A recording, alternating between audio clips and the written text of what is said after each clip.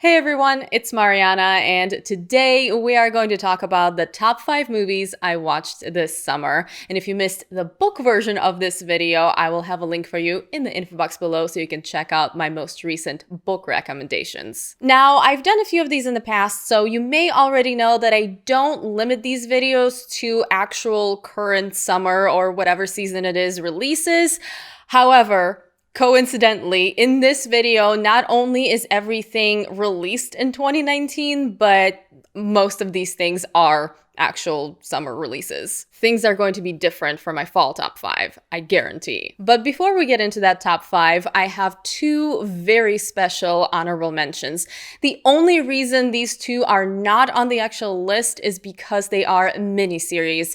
Technically not films, but to me, miniseries are closer to movies than they are to multi-season TV shows, so I still wanted to include them here. The 2 miniseries I'm talking about are Chernobyl and When They See Us, and if I were to rank these on my list, they would both be at the number 2 spot because it would be really difficult for me to pick one over the other. They are both fantastic. HBO's Chernobyl has been talked about a lot ever since the first episode aired in May. The miniseries revolves around the Chernobyl nuclear disaster that happened in 1986, and the creators took authenticity very seriously. I have a whole video on this channel talking about why I think you absolutely need to watch this miniseries, so check that out for more information. But the short version is, this is outstanding in every way. As for When They See Us, it's a 4-part miniseries that came out on Netflix at the end of May,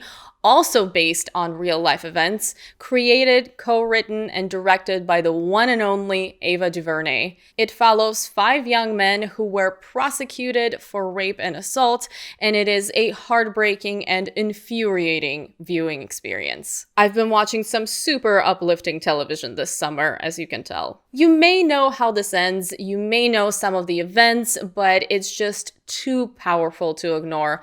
Writing, directing, acting, cinematography, everything is just fantastic. And if you haven't watched When They See Us yet, just accept that you'll never be emotionally prepared and watch it already. Now, getting into my top 5 movies, I have a little bit of everything here, and I'm starting with Ready or Not. This was the most fun I had at a movie theater this summer. Here, the unsuspecting Grace marries into a very rich and really strange family who have a bit of an initiation ritual. When someone new joins the family, they pull a card and play the game indicated on the card. Grace happens to pull hide and seek, which is a lot less harmless than it seems. This horror comedy ended up being so much better and a lot more fun than I expected it to be. It's not a flawless film, and yes, it is a little bit ridiculous and over the top, but it is not trying to take itself too seriously, and it actually ends up balancing comedy, suspense, and gore extremely well. Plus, Samara Weaving is the perfect lead. I've seen her in a few other movies before, and she's always fun to watch on screen, but she really is a star here, and you just can't help rooting for her. If you're looking for something entertaining and a little bit crazy, Ready or Not is here for you. At number 4, I do have an actual horror film, and of course, it's Ari Aster's meditation on grief and relationships, Midsommar. If you remember, I did a review on this back when it came out, and I have to say the movie has been sitting really well with me. With most of the film taking place in broad daylight, Ari Aster turns a Swedish midsummer festival into nightmare fuel because instead of enjoying a fun celebration, American tourists find themselves surrounded by a pagan cult. The film is simultaneously gorgeous and so unsettling. Who knew flowers and pastels could be so sinister? This is another film with a fantastic female lead performance, this time from Florence Pugh, and she is definitely worth watching the movie for, but the entire film is just so different from most of the horror movies that come out these days that it is absolutely a must-watch for anyone who's a fan of the genre. Now for something completely different, different. At number 3, I have my favorite documentary of 2019 so far, Apollo 11. I am so annoyed with myself that I missed it on the big screen. What's interesting is that the documentary features no modern day footage, interviews, reenactments, or even voiceover narration. The only thing we see is archival video, including some never before seen footage. And you know what? This is one of the most fascinating documentaries I have ever seen. I was glued to the screen for an hour and a half. I was just mesmerized by what I was watching. Also, the score sets the mood perfectly. This is definitely the case of the picture being worth 1,000 words. So instead of me telling you how awesome it is to watch really well edited historic footage of the mission to land on the moon, I'm just going to strongly urge you to check this one out. Plus, Apollo 11 is available on Hulu at the moment, which is how I watched it, so it's not like it's hard to find. At number 2, I have the most heartfelt film of 2019, The Farewell. If you're looking for a movie that's going to make you laugh, cry, want to hug your family, and eat delicious homemade food, The Farewell is exactly what you need. In this film, a young Chinese-American woman goes back to China to be with her family, and particularly with her grandmother who has been diagnosed with cancer. The thing is, the family has made the decision not to tell the grandmother about her diagnosis. Now, I know this premise sounds pretty depressing, but I promise you, this is actually a very heartwarming and enjoyable experience.